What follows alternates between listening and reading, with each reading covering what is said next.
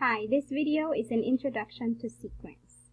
So, sequence is an ordered list of numbers. So, when we say ordered list of numbers, meaning, yung mga numbers na nasa list ay hindi lang basta-basta nilagay dun sa list. Ibig sabihin, there is a rule or a pattern that governs that particular list of numbers. So, each number in that sequence is called a term. In the example, the sequence 1, 3, 6, 10, 15, and so on. So the first term is denoted by a sub 1, and that is equal to 1. The second term is denoted by a sub 2, and that is equal to 3. And so on. So the third term, a sub 3, and that is 6. A sub 4, that's the fourth term, and that is 10. A sub 5 is equal to 15, and that's the fifth term. Now, the three dots right here, these three dots, they indicate that this sequence continues. It goes on and on. 15 is not the last term, meaning may term pa nakasunod sa 15. And we denote the general term or the nth term as a sub n. Okay, so a sub n, that is the general term, or also called the nth term of a sequence. Now, let's go back to the three dots. These three dots are called ellipsis dots. Okay, ellipsis dots, meaning the sequence goes on and on forever. So, it doesn't have any last term. So, wala siyang last term. We call that sequence as an infinite sequence. Now, yung sequence naman na may last term, meaning walang ellipsis dots, walang comma dito, it stops at a particular term. So, in this example, let's say it stops at 15. So, 15 would be the last term. Halimbawa walang ellipsis dots. So, we call that sequence as a finite sequence. Finite sequence. Right. So, pag alam natin ang general term or ang nth term ng sequence, we can find the other terms of that particular sequence. Okay, so how do we find that? Let's have this example. Find the first four terms, and the 10th term of the sequence whose general term is given by a sub n equals negative 1 raised to n over 2n minus 1. So we can find the other terms by means of substitution. So let's have the solution. To find for the first term, we denote the first term as a sub 1. A sub 1. So meaning yung value ng n, by rule of substitution, yung n, i-replace natin ng value niya. So, in this case, a sub 1, ang value ng n ay 1. So, lahat ng n dito, i-replace natin ng 1. So, we have negative 1 raised to 1 over 2 times 1 minus 1 equals negative 1. So, paano yan? Negative 1 raised to 1 is negative 1 over 2 times 1 is 2 minus 1. 2 minus 1, that is 1. So, negative 1 over 1, that is negative 1. However, one of the requirements in this subject is scientific calculator. Kasi if you do the manual calculation, aabutin ka ng siyam-siyam. So, you have to use scientific calculator. Okay, scientific calculator. So, paano ba isa-solve ang a sub 1 using your scientific calculator? Okay, so we have, for the exponents, ito yung gagamitin nating function key ng, saan ba? Okay. Ito yung function key ng exponent, yung arrow. Okay, yung arrow na pataas. Right, so ito siya, yung arrow na pataas. Yan ang gagamitin natin for exponents. And for functions naman, fractions. Kasi yung example natin, fraction siya, no? Ito yung gagamitin natin as sa fractions. Ito yung may A, B over C. Ayan, sa fractions. Okay? For negative signs naman, for negative sign, itong gagamitin natin sa negative sign. Pero kung minus, okay, so kung minus siya, so ito yung nasa baba, yung gagamitin natin for minus. Okay? Pero kapag negative, yung nasa this one.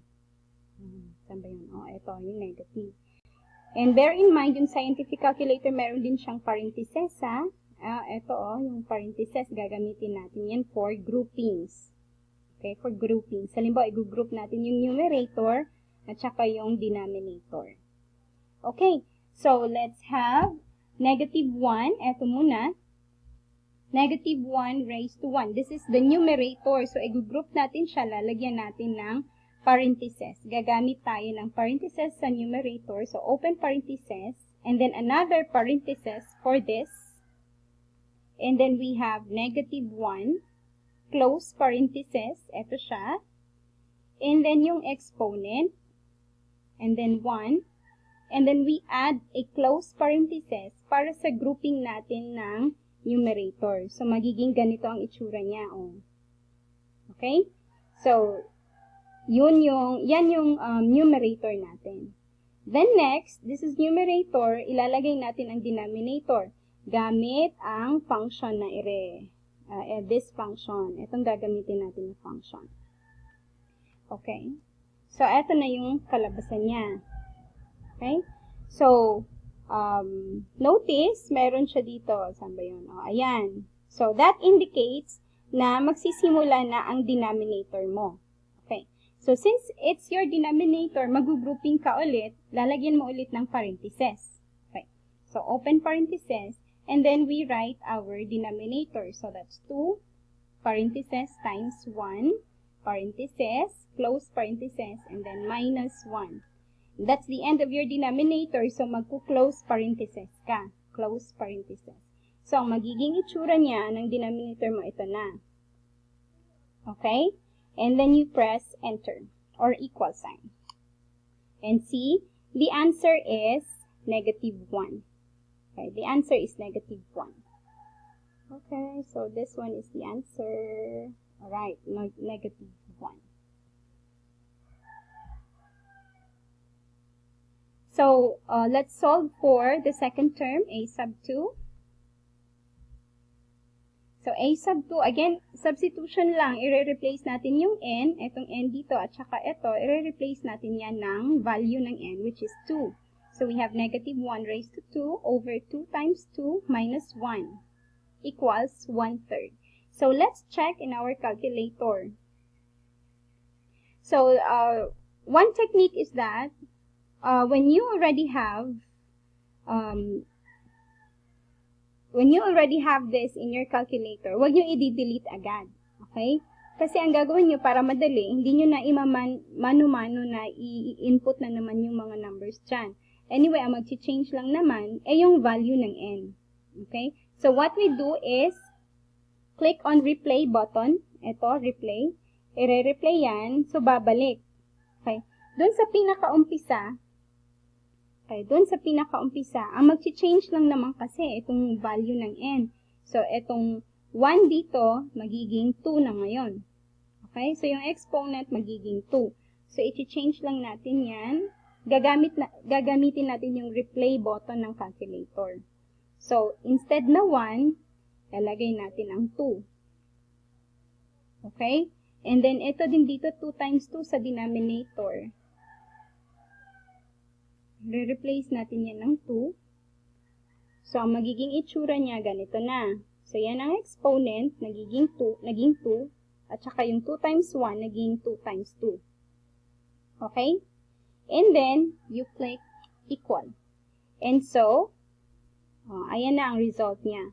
Okay? So, we've got 1 over 3. Okay? 1 over 3 or 1/3. Ngayon, in some calculators, it might display a decimal. Decimal baka ang i-display ng calculators nyo. So, this button, itong function na ito, pag ipe-press nyo yan, that will give you the decimal values. Press ko ha. Ayan. So, the decimal equivalent niya is 0.333. Ibabalik nyo ulit. Halimbawa, kung decimals yan ang nakalagay sa calculator nyo, and then, gusto nyo ng fractions. So, you just have to click on this function. So, i-click nyo ito, and that will give you the fraction equivalent niya. So, 1 over 3. Alright? And so, let's look for the third term. So, a sub 3. A sub 3 is denoted by the third term is denoted by a sub 3. So we have negative 1 raised to 3 over 2 times 3 minus 1, and that is equal to negative 1 over 5. We have a sub 4. Again, i-replace nyo lang yung n ng 4. And so that is 1 over 7. Yung a sub 10 equals negative 1 raised to 10 over 2 times 10 minus 1 equals 1 over 19. So therefore, the first four terms are negative 1, 1/3, negative 1/5, and 1 over 7.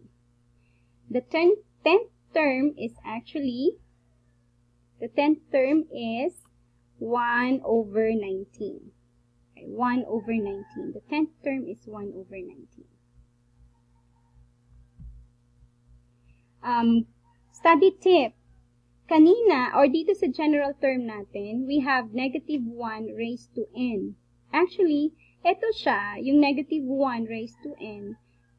This can be used with sequences with alternating signs. Alternate ang signs. Kung mapapansin nyo, dito ang first term natin ay negative. Ang second term ay positive. Ang third term ay negative. Ang fourth term, positive na naman ulit. So, alternating ang signs niya. Negative, positive, negative, positive. Or positive, negative, positive, negative. Okay? Kasi, when n is odd, ito ha, tandaan nyo, when n is odd, let's say, I'm talking about the exponent of negative 1. Kung ang exponent niya ay odd numbers like 1, 3, 5, 7, and so on, the value of this is negative. Okay? Just like this. Yung n dito ay 1, so yung sagot niya ay negative. Yung n dito ay 3, so negative yan. Yung n dito ay, yun na, odd numbers.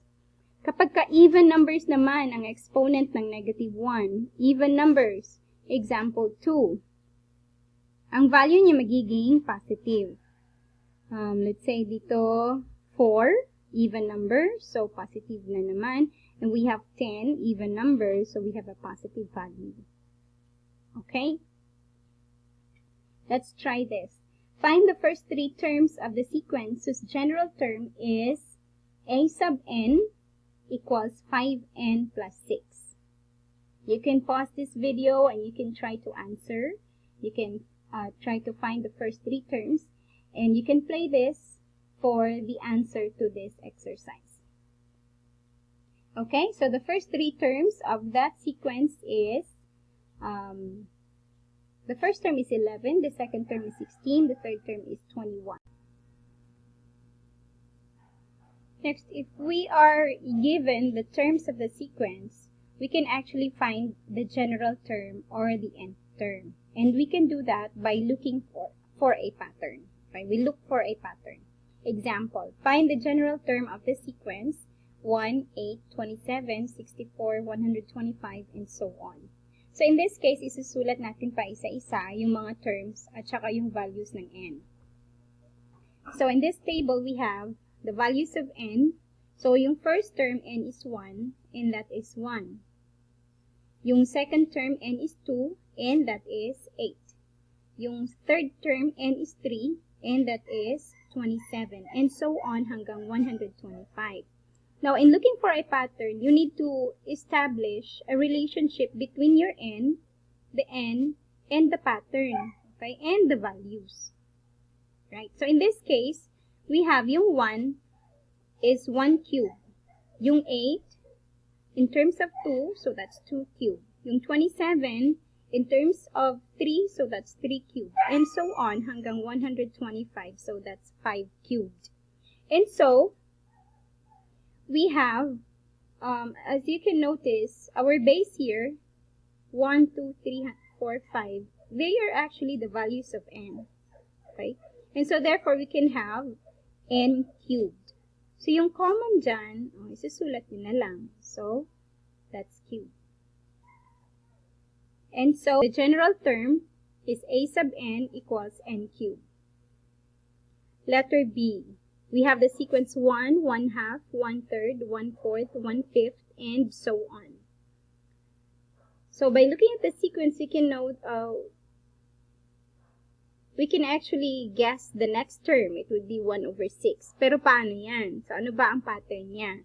So we have this n number 1 to 5 and the values, term values. So for n equals 1, we have 1. For n equals 2, that's 1/2. For n equals 3, that's 1/3, and so on. And for the pattern, 1 is actually, in terms of 1, that's 1 over 1. Yung 1/2, in terms of 2, that's just 1/2. Yung 1/3, in terms of 3, that's just 1/3. So as you notice, yung nag-change lang yung denominators. And the denominators actually are the values of n. So therefore, our general term is given by a sub n equals 1 over n. Okay? So this is 1 over n. Another example. Find the general term of the sequence, -5, 10, -15, 20, -25, and so on. So, we have here alternating signs, di ba? Sabi ko kanina, if there are alternating signs, you make use of -1 raised to n. So, we have here the term numbers, term number, values of n, that's 1 to 5.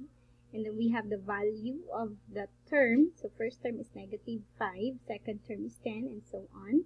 So, ang pattern dito, since negative ang nauna, so this must be odd. So, in terms of n, that's 1. And this is 5 times 1, right? 5 times 1. Itong 10 naman, so yung -1 raised to even. So, in terms of n niya, ayan, si 2.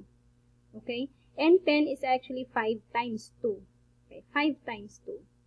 Yung 15, -1 raised to 3, adds, kaya negative. And then, yung 15 nakuha by 5 times 3. So, if we continue the pattern,